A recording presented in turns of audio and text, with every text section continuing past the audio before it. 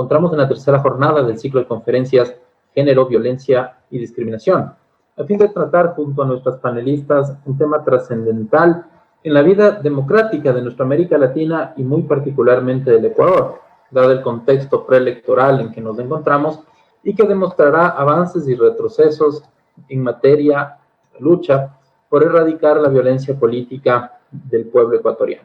Centraremos nuestra atención en la violencia política de género, particularmente, una figura reciente en la Ley Orgánica Electoral, aunque ampliamente desarrollada por el sistema de las Naciones Unidas, y la Ley para erradicar la violencia contra la mujer, la violencia de género contra las mujeres, que obliga además al Consejo Nacional Electoral a diseñar políticas que contemplen mecanismos de democracia directa y representativa orientados a prevenir y erradicar la violencia política contra las mujeres, de donde ya podemos tener algunas ideas de, bueno, partimos de una base, de una línea cero, y llegará el momento de evaluar qué tan efectivas han sido de estas herramientas, de estos canales.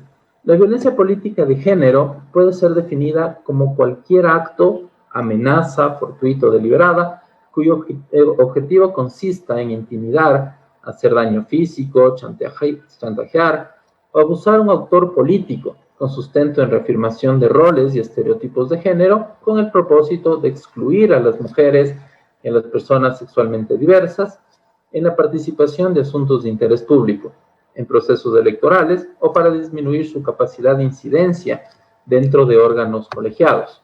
Conversaremos con dos expertas de categoría internacional sobre la temática propuesta y sobre los retos que debemos asumir como sociedad a las puertas de unas elecciones generales que amenazan con ser especialmente violentas en virtud de los altos niveles de polarización política, ideológica, socioeconómica que atraviesa nuestro país. Nos acompaña desde México Irma Garay, presidenta de la Comisión de Asuntos Electorales de la Legislatura del Congreso del Estado de Tlaxcala, México, y Dayana León, periodista, máster en Ciencias Sociales, mención en Género y Desarrollo, a quienes damos la más cordial de las bienvenidas y un agradecimiento fraterno por apoyarnos. Sin más preámbulos, me permito presentar a Irma Garay, como les decía, presidenta de la Comisión de Asuntos Electorales de la Legislatura del Congreso del Estado de Tlaxcala, México. Ella es licenciada en Administración por la Universidad Autónoma de Nuevo León, San Nicolás de la Granza, en Nueva León. Es coordinadora estatal del Partido del Trabajo del Estado de Tlaxcala desde el año 2012.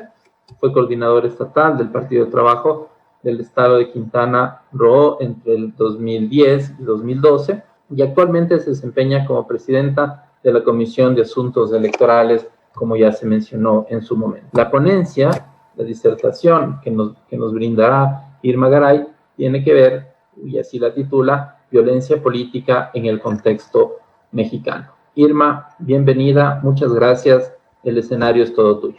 Muchas gracias, estimado Diego, y bueno, no quisiera comenzar sin saludar, por supuesto, a Dayana León, que hoy también nos acompaña, y sobre todo agradecer al Consejo de la Comunicación de Ecuador.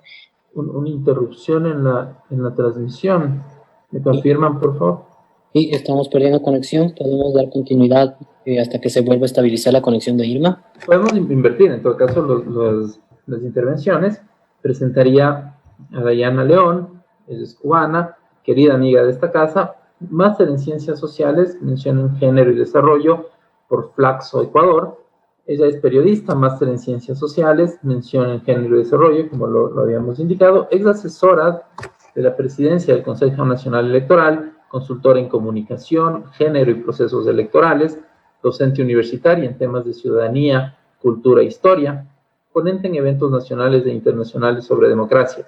Es además columnista en medios regionales e internacionales, articulista en revistas indexadas sobre elecciones y democracia. Adicionalmente, es gestora de proyectos de cooperación para el desarrollo con énfasis en derechos humanos, especialmente enfocados en los derechos de las mujeres. Dayana, muy bienvenida. Muchas gracias por acompañarnos. Adelante con tu ponencia. Muchísimas gracias, Diego, por la invitación. Realmente para mí es un honor que me hayan invitado a este espacio, porque realmente es uno de los aspectos que son fundamentales para debatir los temas de comunicación, los temas electorales, de democracia, donde tú también has tenido un rol importante en el análisis y en la reflexión, tanto en Ecuador como en la región, y me parece muy importante para estos debates que hayas pensado en articular los temas de género, los temas de comunicación y los temas de democracia. Yo creo que cuando hablamos de violencia política, hablamos de estos elementos que son fundamentales en la transformación, sobre todo de nuestras sociedades. En primer lugar, yo sí quisiera compartirles mis reflexiones con respecto a qué sucede con la violencia política. Pero para este tema, yo sí creo que es sumamente importante empezar por definir cómo se ha dado también en el Ecuador estas reflexiones sobre la violencia política. Yo me acuerdo que cuando llegué al país hace cerca de 15 años aproximadamente, empezaron algunas mujeres, y yo me interesé mucho por sus luchas, a presentar proyectos de ley contra el acoso y la violencia política. Tardaron aproximadamente 10 años para que Ecuador cuente con una ley orgánica e integral para prevenir y erradicar la violencia contra las mujeres y tipificar dentro de uno de sus artículos a la violencia política. Y eso lo tuvimos ya con la publicación en el registro oficial en febrero del año 2018. Entonces, sí quisiera inicialmente empezar reflexionando sobre estas importantes luchas que se han tenido también desde el movimiento de las mujeres en Ecuador y en la región. En Ecuador sabemos que existen precursoras de la democracia paritaria, precursoras de la participación política de las mujeres. Tuvimos a Matilde Hidalgo, que en el año 1924 se acercó a decir: yo soy ciudadana y tengo ese derecho de ejercer, ¿no?, sufragio, y posteriormente cómo se institucionalizó en el Ecuador el sufragio femenino, y que esto fue fundamental en las conquistas. Pero esto tiene mucho que ver también con las luchas de los movimientos de mujeres, y también desde el punto de vista de estas luchas de las mujeres que somos feministas. Y yo para eso me encantaría iniciar con una frase de Florence Thomas que dice: nunca he declarado la guerra a los hombres, no declaro la guerra a nadie. Cambio la vida, soy feminista. No soy ni amargada ni insatisfecha. Me gusta el humor, la risa, pero sé también compartir los duelos de las miles de mujeres víctimas de violencia. Soy feminista. Me gusta la locura, la libertad, más no el libertinaje. Soy feminista. No soy pro-abortista, soy pro-opción, porque conozco a las mujeres y creo en su enorme responsabilidad. Soy feminista. No soy lesbiana. Y si lo fuera, ¿cuál sería el problema? Soy feminista. Sí, soy feminista, porque no quiero morir indignada. Soy feminista y defenderé hasta donde pueda hacerlo a las mujeres a su derecho a una vida libre de violencias. Creo que esto es un elemento fundamental para iniciar estos debates, porque ¿de dónde surge esta lucha también? Surge de quienes han reivindicado estos espacios. Y me alegra mucho, y saludo a Irma también, qué alegría tenerla compartiendo este importante espacio, sobre todo porque en México ustedes han tenido la posibilidad de que la violencia política, ¿no es cierto?, esté reflejada en la normativa, pero también en la práctica. Yo tuve la oportunidad de estar como observadora en la misión electoral del 2018 en México, y me gustó mucho la reglamentación que se realizó en las elecciones presidenciales con relación al tema de violencia política. Y por eso yo quisiera tener un punto de partida acá en Ecuador, y luego vamos a ver con Irma el tema cómo pasa en México y cómo podemos establecer una normativa comparada con respecto a la violencia política, pero un poco en el contexto ecuatoriano. Como les comentaba, en el año 2018 ya entró en vigencia en el registro oficial la ley orgánica integral para prevenir y erradicar la violencia contra las mujeres.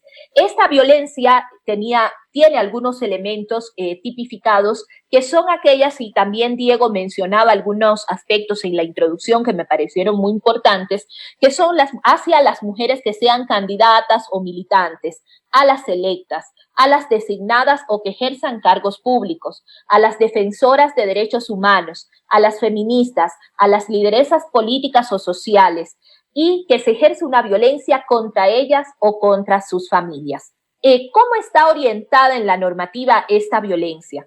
Tanto a cortar, a suspender, a impedir o restringir su accionar o el ejercicio de su cargo, o por otro lado, para inducirla u obligarla en contra de su voluntad, ¿no es cierto?, para que incurra, para que tenga acciones, omisiones en el cumplimiento de sus funciones, incluso en la falta de acceso a bienes y recursos. Esta violencia política en el reciente proceso electoral del 2019 vimos reflejado en algunos espacios cuando en el Código Orgánico de Organización Territorial y Administración, por ejemplo, descentralizada del Ecuador, existía una discrecionalidad para la elección de la segunda autoridad en los consejos municipales, en el caso de las alcaldías. ¿Y qué pasaba?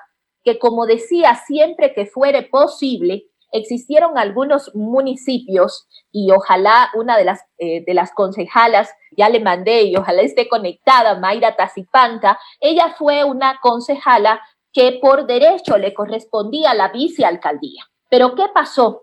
Que al aplicar la discrecionalidad, ella no quedó siendo la única concejala y la que tenía el derecho como vicealcaldesa en su cantón.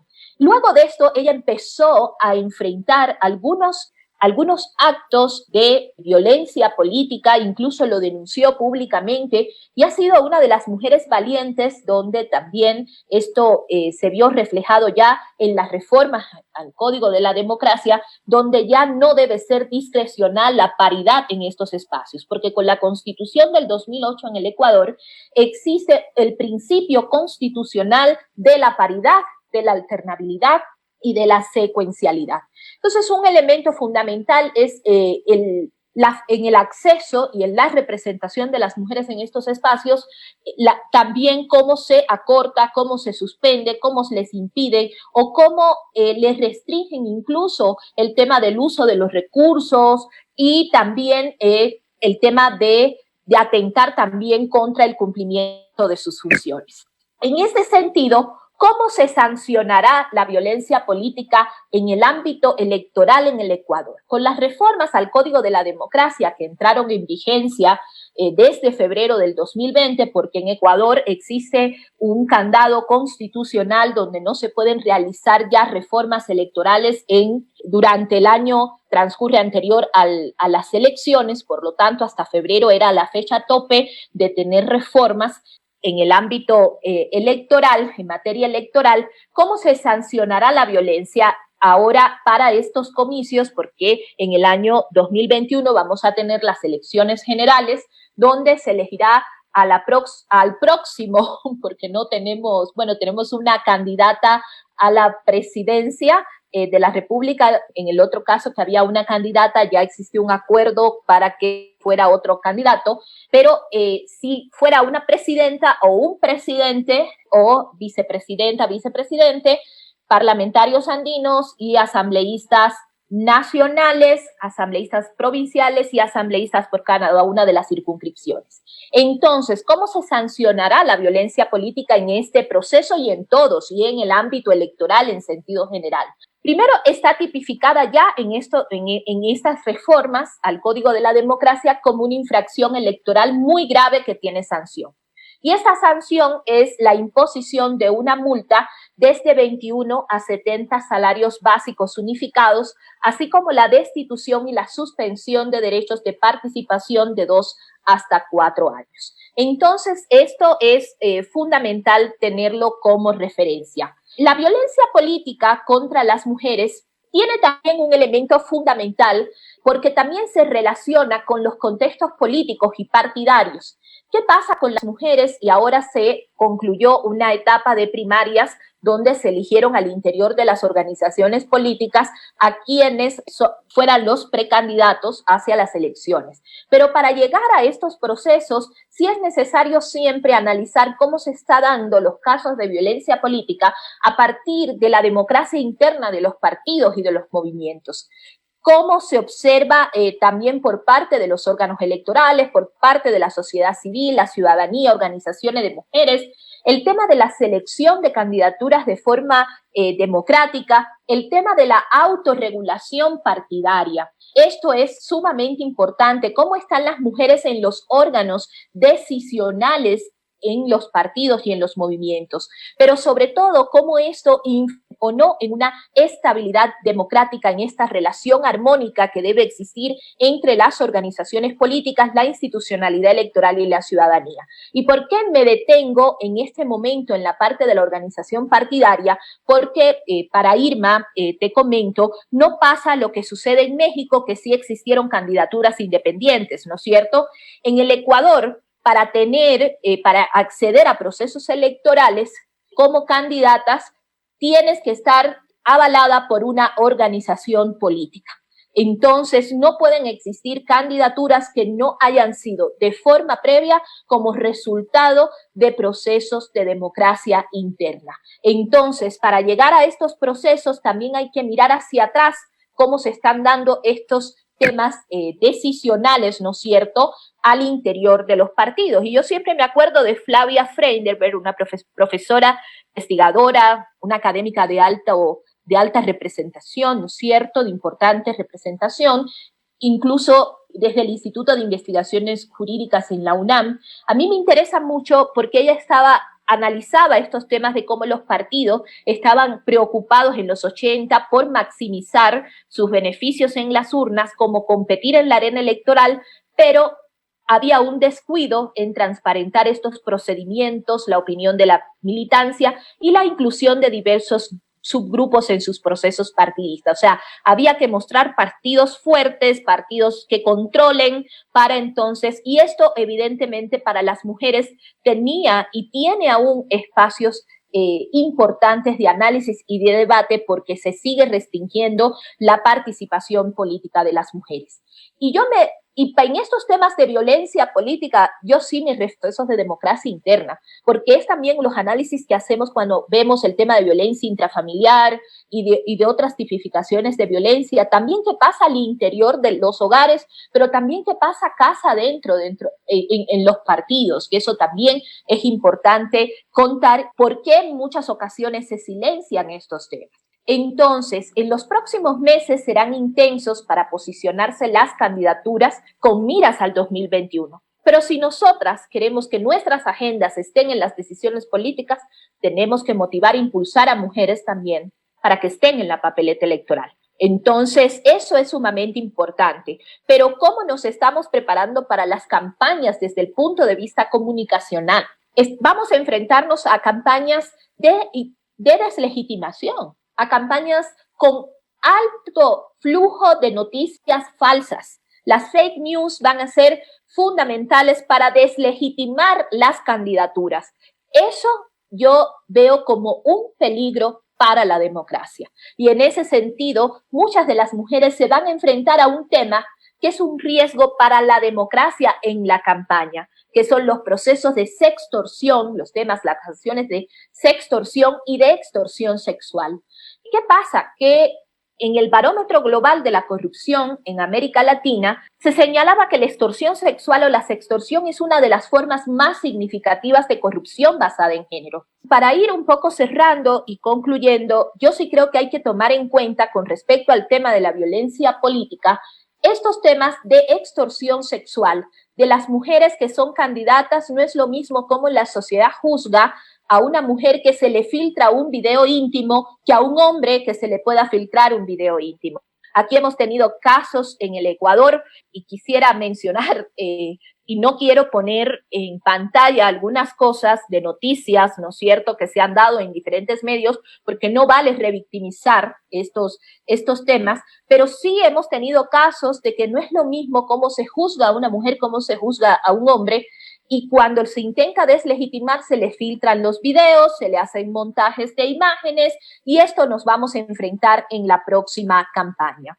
Como reflexión final en el contexto ecuatoriano y tomando como referencia las elecciones generales del 2021, primero yo sí creo que es sumamente importantísimo fortalecer los mecanismos de participación política de las mujeres para que exista una mayor representación en los diferentes ámbitos que vamos a tener en el país de las dignidades elegidas. Pero hay un elemento importante que es también garantizar con acceso, con igualdad de oportunidades, que en todos los niveles se comuniquen qué pasa para prevenir, sancionar y luchar contra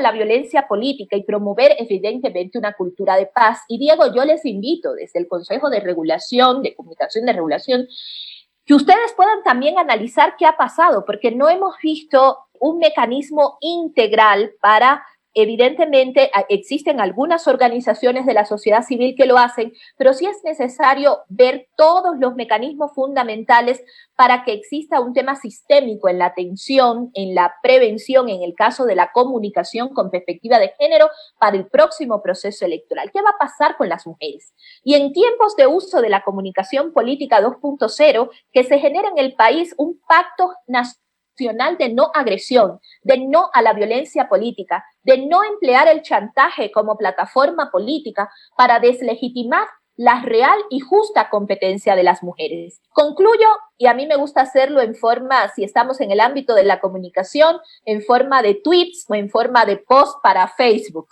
Y yo les digo, post 1, no podemos dejar que los reclamos de las mujeres para una sociedad con mayor justicia social recaiga en manos de la discrecionalidad de los hombres. Les voy a compartir mis últimos posts de las conclusiones. Y lo primero que quería comentarles, post 1, no podemos dejar efectivamente que estos reclamos recaigan en manos de la discrecionalidad en las decisiones de hombres ni de acuerdos partidarios. Por eso es vital que el tablero político en el 2021 tenga la representación sustancial de las mujeres. Post 2. Hechos y expresiones de ciertos líderes generadores de opinión pública sin ninguna sensibilidad por las que somos discriminadas, asesinadas, violentadas, acosadas y excluidas, debe alertarnos para decidir cómo corresponde. Somos más del 50% del padrón electoral, por tanto, las candidaturas tendrán que pedirnos el voto. Y también las mujeres debemos confiar en nuestras compañeras, porque de eso se trata la sororidad. Es lamentable esto que ustedes pueden ver en pantalla, un porcentaje menor de mujeres que votan por mujeres con respecto a mujeres que votan por los hombres. Un estudio del Consejo Nacional Electoral. Post 3. Disputemos con nuestras capacidades los espacios de poder y de voz, con todas sus ventajas y desventajas. También nos debe interesar la política, porque es ahí donde se cristalizan decisiones como programas y planes desde el Estado, los presupuestos para combatir la violencia y la discriminación, las leyes y los protocolos que nos otorgan seguridad jurídica. Y no podemos seguir teniendo entre candidaturas un porcentaje, por ejemplo, del 42,1% y un 25% de mujeres como autoridades electas.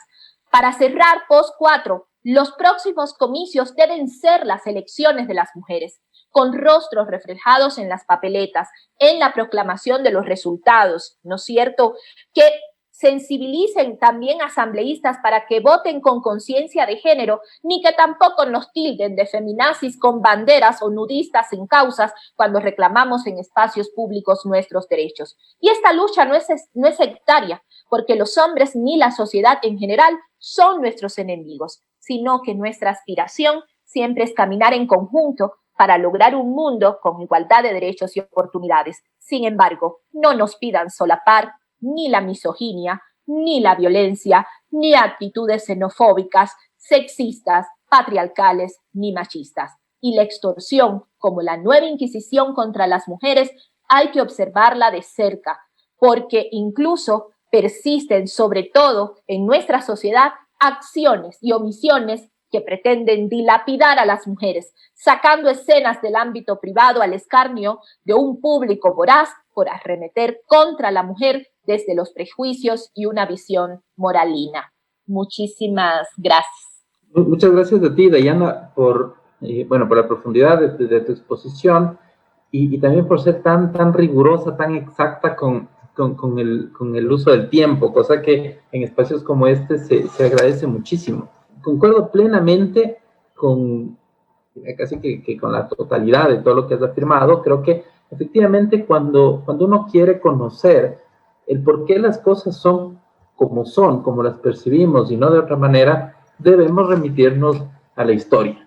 Y en Ecuador la historia ecuatoriana está plagado de mujeres excepcionales en la lucha por los derechos de las personas y claro, y por las personas que no necesariamente sean hombres, mestizos, heterosexuales, propietarios, es decir, este óptimo iure que excluye o que etiqueta todo lo que no se parece a sí mismo. Dayana nos llama la atención al decir que el feminismo no es una lucha contra los hombres, que no busca arrebatarle nada a nadie. Es una lucha por la igualdad en derechos, por la defensa de aquel lugar en el que todos somos distintos como en la identidad, aunque tengamos que hablar de luchas porque los derechos no han sido una dádiva, no han sido un reconocimiento pacífico, sino que se los han tenido que conquistar en la calle, en la protesta y abriendo caminos muchas veces a la fuerza. De acuerdo con la ley electoral, los actos de violencia política son sancionados como una infracción. Siendo esto una figura nueva que espera desarrollo jurisprudencial por parte del Tribunal Contencioso Electoral, considero que Dayana pone el dedo en la llaga realmente cuando afirma que el elemento clave para fomentar la erradicación de la violencia política está justamente en los procesos de democracia interna de las organizaciones políticas. Yo estoy convencido que cuando uno quiere tener una idea certera, una radiografía de cómo, de la buena o mala salud de la democracia de un país, tiene que mirar cómo funcionan sus organizaciones políticas y la respuesta está ahí. Los bulos o fake news es otro de los elementos de enorme importancia, porque cuando se pretende deslegitimar a una mujer, muy a diferencia de lo que nos ocurre a los hombres, cuando se quiere deslegitimar a una mujer, se centran en su vida íntima, en sus parejas, en su vida familiar, dejando de lado lo que sí realmente es de interés general, como sus ideas, sus propuestas, su trayectoria.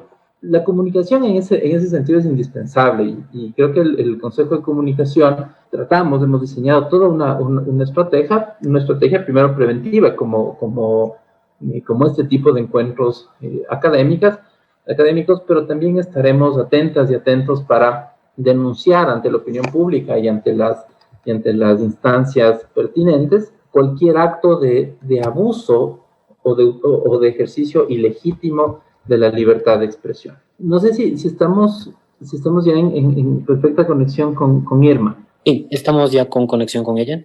Perfecto, vamos a proseguir con nuestro programa, dándole nuevamente la bienvenida a Irma. Bueno, voy a saltar la parte de la presentación porque ya lo habíamos hecho al inicio, así que, Irma, no quiero robarte más tiempo. Por favor, adelante con tu disertación. Muchas gracias, estimado Diego. Y bueno, otra vez una disculpa, tuvimos un inconveniente de la luz, pero jamás se nos va a ir las ganas y el espíritu de seguir luchando. Muchísimas gracias, Dayana, también por tu ponencia, estuvo excelente. Y como lo había dicho al inicio, no quiero dejar de agradecer ni comenzar agradeciendo al Consejo de la Comunicación de Ecuador, a la Secretaría de Derechos Humanos y bueno, saludo a los organizadores de este evento, a todos nuestros hermanos ecuatorianos, mexicanos y por supuesto tlaxcaltecas. Hoy estamos ante una pandemia complicada y estas herramientas nos ayudan a estar más cerca y poder tener acceso a este tipo de ponencias tan interesantes. He estado atenta también a las ponencias anteriores de los días pasados, muy enriquecedoras para el tema y para este gran foro de género, de violencia y de discriminación. Solamente para una introducción muy breve, comentarles que actualmente yo soy diputada local del Congreso del Estado de Tlaxcala, somos congresistas locales, el Congreso está integrado por 25 congresistas. En Tlaxcala, que es uno de los estados de México, somos 32 estados en total, Tlaxcala es uno de ellos, somos 1.4 millones de tlaxcaltecas, el 52% aproximadamente representados por mujeres, la mayoría de las mujeres tlaxcaltecas, jefas de familia, campesinas, obreras, estudiantes. Entonces, bueno, la mayoría hoy mujeres, lo cual nos da muchísimo gusto. Entonces, violencia política en el contexto mexicano. Vamos a iniciar con una noticia muy lamentable. México es uno de los países con alto índice de violencia en el mundo. ¿Esto qué pasa? Yo quisiera recalcar que la violencia no es una moda. La violencia es una responsabilidad del gobierno, es una responsabilidad de la sociedad y tenemos que hacer trabajos en conjunto.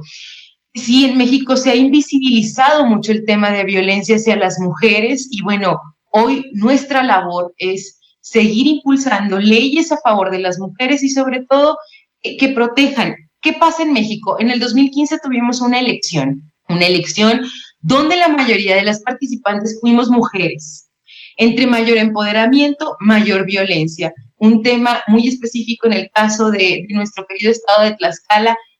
Por mencionar muchos ejemplos, hubo una mujer tlaxcalteca que fue golpeada por su esposo a raíz de que ella ha decidido ser candidata de un municipio. Entonces, no se puede permitir este tipo de actos en las campañas y mucho menos seguir violentando a mujeres por el hecho de querer representar a sus municipios, a su país, a su estado y estar en puestos al final de cuentas, ser representantes populares que hoy tengamos que alzar la voz, pero que también seamos violentadas de esa manera. La violencia, bueno, puede ser de muchas formas, física, puede ser patrimonial, psicológica, etcétera. La violencia política contra las mujeres, bueno, comprende todo este tipo de acciones o omisiones de personas que se dirigen solamente por el simple hecho de ser mujer. Entonces, a partir de esta elección de 2015, en razón de que hubo tanta violencia, se genera un protocolo para atender la violencia política contra las mujeres en razón de género. Este protocolo inicia en el 2015 y hoy ya tenemos, afortunadamente, leyes que nos protegen, pero bueno, eso lo vamos a ver más adelante. 2 elementos indispensables para considerar que un acto de violencia se basa en el género. Ya lo dijimos, cuando la violencia se dirige de una mujer por el simple hecho de ser mujer y cuando tiene un impacto diferenciado en las mujeres.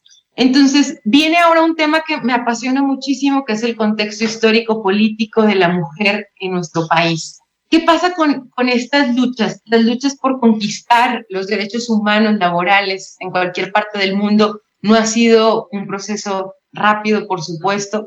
Los derechos humanos y los derechos políticos son indispensables para construir una sociedad justa, una sociedad donde haya justicia, donde haya igualdad y donde no haya discriminación. Y hoy la justicia debe ser para todos, no debe ser para unos cuantos, no debe de ser solamente para quienes puedan pagar por justicia. La justicia tiene que ser obligatoriamente para todos. Ya no debe haber más atropellos en México, en el mundo, en la sociedad. Entonces, comentarles que la lucha de las mujeres en nuestro país lamentablemente ha sido silenciada y esto ha dado seguimiento ha dado seguimiento en el presente y en el pasado de México. Sin embargo, bueno, ha sido una lucha de bastante silencio y bueno, lo vamos a ver más adelante. Empezamos con esta guerra de independencia. Nuestro primer ejemplo de lucha fue la insurgente Leona Vicario, quien nos fortalece porque ella no dudó para salir en defensa de los criollos y quitarse el yugo de los españoles. Entonces, es una mujer que a todas las mujeres mexicanas nos motiva, nos impulsa a seguir luchando, porque eso marcó un parteaguas entre la forma de gobernar y entre el futuro que deseaba México en ese entonces. Por desgracia, durante todo el siglo XIX, las mujeres no fueron tomadas en cuenta para poder ejercer libremente estos derechos políticos. En México, ¿qué pasa? Se habla mucho de los padres de la patria, pero también tenemos madres de la patria. Las principales transformaciones en nuestro país se han nutrido y logrado gracias a la participación activa de las mujeres en México desde los tiempos independentistas. Entonces, ahora pasamos a un tema muy importante, que es el primer Congreso de Mujeres en Yucatán. Fue en 1910, durante el estallido de la Revolución Mexicana, cuando muchísimas mujeres salieron a la lucha armada. Entonces, en 1916 se lleva a cabo el primer Congreso Feminista del Estado de Yucatán, por el cual se iba a debatir los derechos que tuviera la mujer a partir de esa fecha. Recordemos que el voto en México fue hasta 1953, cuando las mujeres pudieron acceder a votar. Tenemos otra mujer muy importante, interesante en nuestro país, que es Elvia Carrillo Puerto. En 1923 ella presentó la primera iniciativa para que las mujeres pudieran votar y ser votadas. Sin embargo, el Congreso local en ese momento no la aprobó y bueno, eso no detuvo a Elvia Carrillo, porque ella, gracias al sufragio, fue diputada. Sin embargo, cuando el gobernador de Yucatán en ese entonces, Felipe Carrillo Puerto, fue asesinado, las instituciones del gobierno fueron tomadas por militantes y bueno, a Elvia Carrillo, en conjunto con otras 2 diputadas, se les fue obligadas a dejar ese cargo. Entonces fue muy lamentable lo que pasó en ese entonces. Ahora pasamos a este tema tan importante de los techos de cristal. Sigue habiendo techos de cristal para las mujeres. Aún somos invisibles para espacios de verdadera toma de decisión. ¿Por qué? Porque se sigue con ese pensamiento de que las mujeres no tenemos capacidad. Seguimos poniendo esos pretextos para que no podamos participar en la vida pública y política de nuestros países. Nosotros, por supuesto, que tenemos toda la capacidad de estar en puestos de poder y de toma de decisiones. Por supuesto que sí tenemos capacidades. Entonces, yo creo que visualizar el problema es un buen inicio para romper estos techos de cristal. Sin embargo, también, aparte de visualizar el problema, es muy importante que las mujeres no nos quedemos calladas. Yo considero que lo más importante es alzar la voz y no tener miedo, porque hemos tenido mucho miedo a lo largo de la historia. Sin embargo, hoy es tiempo de que podamos alzar esas voces al exterior. Ahora viene un tema que nos gusta y que hoy estamos viviendo en carne propia. Este tema de la violencia política a flor de piel. En Tlaxcala, por primera vez en la historia del Congreso del Estado de Tlaxcala, estamos constituidos por 25 congresistas, ya lo dije, somos 15 mujeres, por primera vez en la historia. De las 63 legislaturas que ha habido en toda la historia política de Tlaxcala, la primera legislatura que tiene 15 mujeres, 10 varones solamente. Entonces, ha pasado un acto de extremada violencia contra su servidora y contra otro grupo de compañeros y compañeras legisladores. Es una historia muy breve que voy a tratar de compartirla lo más rápido posible. Este proceso de violencia en razón de género que ocurre en Tlaxcala.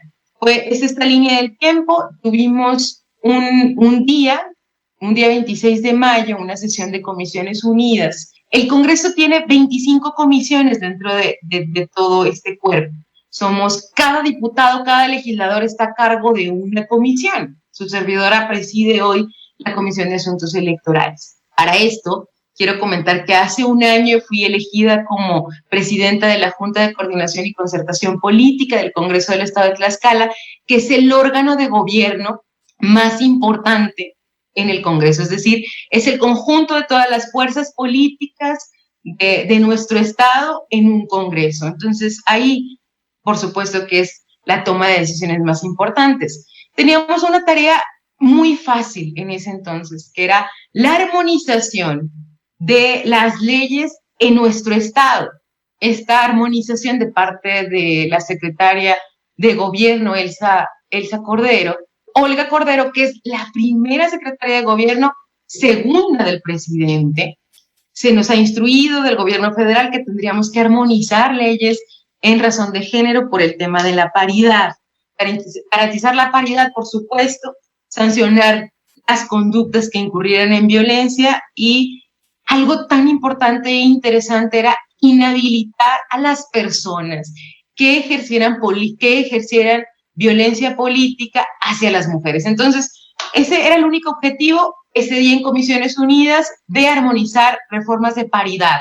Aparte, la presidenta de la Comisión de Igualdad de Género y Trata, la presidenta de Asuntos Electorales, o sea, su servidora, propusimos que las mujeres deberían representar la lista número 1 en las diputaciones plurinominales. En México hay 2 tipos de representación: las diputaciones que se eligen por mayoría y las diputaciones que están por la vía de representación proporcional, que es una lista que cada partido político tiene derecho a emitir al momento del registro de candidatos, y bueno, ya de acuerdo a la votación se irán asignando. Pero bueno, nuestro único objetivo era eso, que las mujeres pudieran ser representantes populares y tuvieran el privilegio de servirle al pueblo tlaxcalteca, que estuvieran en la lista número 1. Ese fue nuestro gran pecado. Nuestro gran pecado fue hacer esa propuesta, incluir ese transitorio en la iniciativa para que las mujeres hoy pudiéramos acceder a estos puestos. Resulta que hay un día, el día 28 de mayo, que fue un viernes bastante desastroso en Tlaxcala. ¿Qué pasa? El día 28, el presidente de la mesa directiva, varón, convoca de manera ilegal e irregular a una sesión en el Pleno. Teníamos nosotros un acuerdo de no sesionar de manera presencial por este tema de la pandemia, se violentó. Se sesiona y el primer punto de esta convocatoria es: tenemos que remover a la presidenta de la Junta de Coordinación, Irma Jordana Garay Loredo, de su cargo, sin motivos, sin razones, solamente porque tenía el objetivo de poner a las mujeres en la lista número 1 de las diputaciones. Ese fue otra vez doble pecado, porque entonces hoy nos toca que nos remuevan de la Junta. No solamente a mí, removieron a muchas compañeras diputadas de otras comisiones. No solo compañeras, también compañeros por sumarse a esta lucha de mujeres. ¿Cuál era nuestro único argumento? Que Tlaxcala y México no podían ir en retroceso, que si las mujeres ya habíamos tenido la oportunidad de representar a nuestro país, a nuestro estado, a nuestros municipios, hoy lo tendríamos que hacer por segunda ocasión, y lo tendríamos que hacer de aquí al resto de que siga la vida política en México. Entonces, este día tan desastroso donde se removió a la presidenta de la Junta, y no solo me removieron a mí, sino pusieron a un varón en mi lugar. Quitaron a otras compañeras y pusieron a varones. Entonces, quiere decir que las mujeres no teníamos la capacidad de lograr consensos con los demás compañeros. Ahora, lamentable que siendo 15 mujeres congresistas, también en comisiones algunas mujeres votaron a favor del transitorio, pero después ya en el Pleno han cambiado de decisión, y hoy han decidido votar en contra. Entonces, es más lamentable ver a mujeres votar en contra de mujeres. Nosotros iniciamos un expediente, esto es novedoso, como decía Dayana, en México, a pesar de que ya tenemos algunas regulaciones para erradicar la violencia, han sido casos muy especiales. Solamente en nuestro país ha habido 3, es un caso muy específico y particular en Oaxaca, otro en Morelos, y que es el tercero en nuestro querido estado de Tlaxcala. Nuestro único objetivo a lo largo de toda esta línea del tiempo es que se pueda escuchar la voz de las mujeres tlaxcaltecas. Nos han cuestionado mucho en los medios que si esto es un tema de revanchismo político. Por supuesto que no. Dentro de este grupo de diputados que hemos decidido promover estos recursos para que se haga justicia a las mujeres, no solamente hay diputadas y diputados de X o Y partidos, hay partidos conservadores, hay partidos hoy que están dentro del poder, hay partidos de izquierda. O sea, somos un grupo plural de diputados que hoy no queremos que se deje de escuchar la voz de las mujeres. Entonces, queremos dejar un precedente en nuestro estado. Lamentamos mucho lo que hoy está ocurriendo en Tlaxcala, lo que hoy está ocurriendo en el Congreso, porque Hoy la voz de las mujeres tiene que ser escuchada. Nuestra lucha no para porque solo, vaya, nosotros no queremos que nos oigan, queremos que nos escuchen. Y si no nos escuchan en Tlaxcala, si no nos escuchan en México, nos van a escuchar en el mundo, porque esto no se puede quedar así. Nosotros exigimos justicia y, por supuesto, nos hemos preguntado si esto le pasa a una compañera que es legisladora, que hoy toma decisiones, que hoy está al frente de un órgano colegiado, que hoy tiene este poder. Imagínate a una ciudadana que hoy tiene el deseo de participar por representar a su país. Entonces, sí creo que esto es muy lamentable, es un tema que ha pasado y sobre todo que hoy sigue este procedimiento legal. Nos llama la atención también los pronunciamientos de los institutos en México, de la Sala Superior, de la Suprema Corte de Justicia de la Nación, porque si bien es un tema novedoso, hoy la mayoría de estos organismos está constituido por hombres, pero también necesitamos que los hombres se pongan en los zapatos de las mujeres y que puedan ser empáticos y que puedan tomar decisiones a favor de las mujeres de Tlaxcala y de las mujeres de México. Entonces, nosotros estamos ahorita todavía en espera de que esto se pueda, pues ya pueda tener, no una conclusión, porque la lucha va a seguir, independientemente hoy del fallo que dé el Tribunal Electoral de nuestro estado, la Sala Regional, la Sala Superior, independientemente del fallo a favor o en contra, las mujeres tlaxcaltecas ya ganamos, porque ya alzamos la voz, porque ya nos escucharon, porque sentimos violencia y no vamos a permitir que haya y exista violencia hacia las mujeres tlaxcaltecas. Eso, por supuesto, que no lo vamos a permitir. Entonces, yo dejaría hasta ahí nuestra presentación, estimado Diego, y, bueno, agradecer a todos. Irma, muchísimas gracias. Muy clara tu exposición. En realidad, ese equilibrio que logras entre sí, digamos, la teoría, el pensamiento, pero la práctica, el hecho real, el llevar la experiencia de un estado, de tu estado, y hacernos ver que en realidad el problema de la violencia, de la discriminación, de la exclusión de género, es un tema que, al menos en América Latina, es un tema muy presente, algo que se viene tratando, que se viene debatiendo desde hace mucho tiempo, que ahora parecería que de alguna manera empieza a ceder, pero en realidad no. Más allá del discurso que puede resultar inclusivo, de algunas políticas públicas, sigue siendo un tema central, un tema en el que si avanza un poquito, se retrocede otro poco, y claro, y siempre tiene que estar en el centro de nuestra atención. La erradicación de la violencia es una obligación, como tú lo decías, es una obligación del Estado y de la sociedad en su conjunto, en la que hay que llamar la atención porque tiende a normalizar estas relaciones de subordinación entre hombres y mujeres.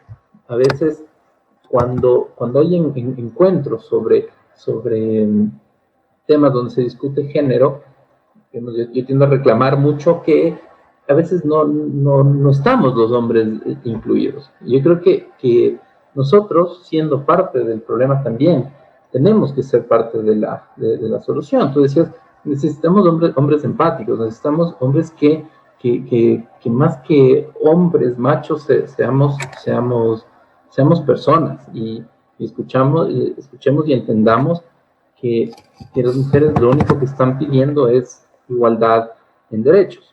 La violencia contra las mujeres es especialmente grave porque, si bien la violencia es reprochable en todos los casos, en el caso de la violencia contra las mujeres es una agresión por el hecho de ser mujer, por lo que se es, ni siquiera por lo que se hace.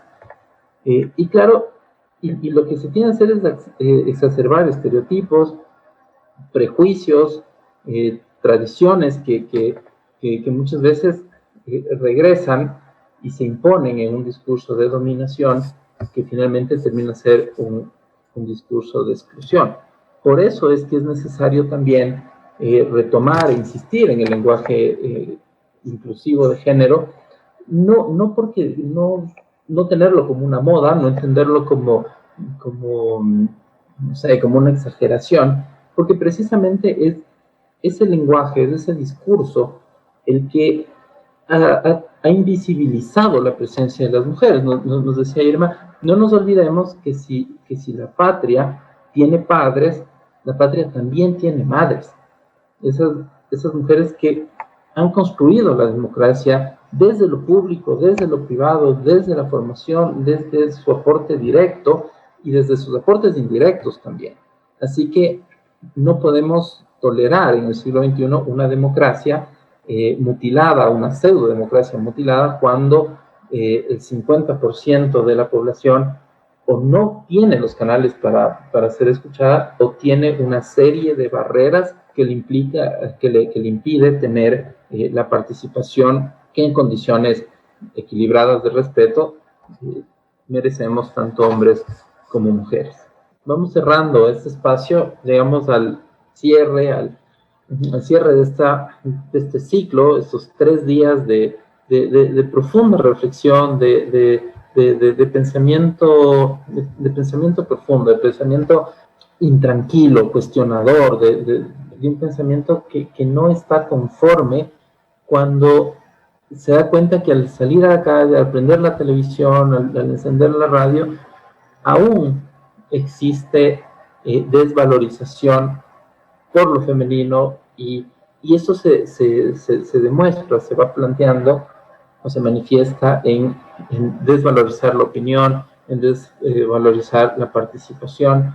Creo que es un atavismo que como sociedad vamos arrastrando desde hace siglos. Y evidentemente no creemos que se pueda superar de un día para el otro, pero creo que hay un camino, hay gente muy comprometida, hay gente que está rompiendo barreras, que está construyendo sociedad, y eso es precisamente a lo que les invitamos tanto el Consejo de Comunicación como la Secretaría de Derechos Humanos. Es un trabajo compartido. Aquí sí podemos decir que una golondrina no hace verano. Necesitamos un compromiso amplio, sincero, permanente, de las organizaciones políticas, de los medios de comunicación, de los gremios, de los colectivos de derechos humanos, del Estado, de todos, para sacar adelante nuestra sociedad y podamos tener una sociedad mucho más equilibrada y respetuosa de derechos. Agradecemos nuevamente su compañía, les invitamos a que sigan pendientes de nuestros enlaces, que visiten nuestra página, que se inscriban en nuestros cursos, que nos retroalimenten, que participen con nosotros. Finalmente, lo que queremos o lo que hemos querido hacer es un espacio de encuentro, un espacio de diálogo, y esperamos que ustedes nos den la oportunidad de seguir caminando por ese camino. Muchísimas gracias a nuestros brillantes ponentes, un agradecimiento fraterno, un abrazo muy cariñoso y espero que nos podamos ver en una próxima oportunidad. Muy buenas tardes con todas.